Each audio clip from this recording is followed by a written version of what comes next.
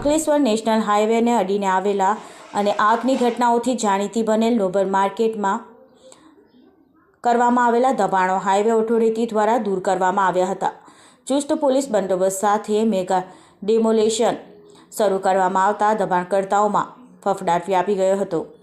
ગુજરાતભરમાં પોલીસ દ્વારા હાલમાં અસામાજિક પ્રવૃત્તિઓ સાથે સંકળાયેલા તત્વો સામે કડક કાર્યવાહી કરવામાં આવી રહી છે.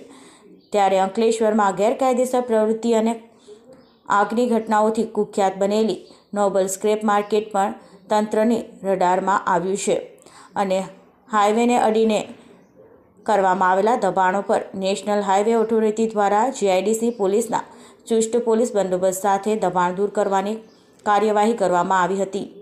અંકલેશ્વરની વાલિયા ચોકડીથી લઈને નોબલ માર્કેટ સુધી દબાણ દૂર કરવાની કાર્યવાહીને પગલે દબાણકર્તાઓમાં ફફડાટ વ્યાપી ગયો હતો.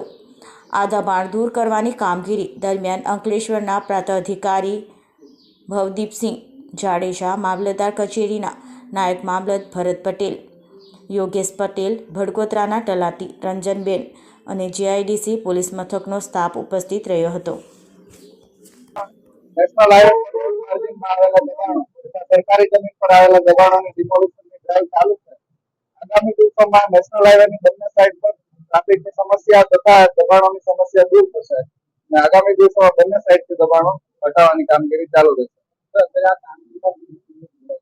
અત્યારે નેશનલ હાઈવે છે, RNB state, RNB panchayat, police, traffic police, GIDC police તથા જીઆઈડીસીની ટીમ જોડાયેલી છે. અંદરના જે ગુનાઓ છે જે ગેરકાયદેસર સર્વેની કામગીરી ચાલુ છે. સરકારી જમીનો પરથી દબાણો પહેલા હટાવવામાં આવશે, બાદમાં શરત પણ કરવામાં આવશે અને તે પણ અંદરથી ગોડાઉનો અને આગના બનાવો બને છે એટલે ધ્યાનમાં રાખીને ડ્રાઈવ ચાલુ છે.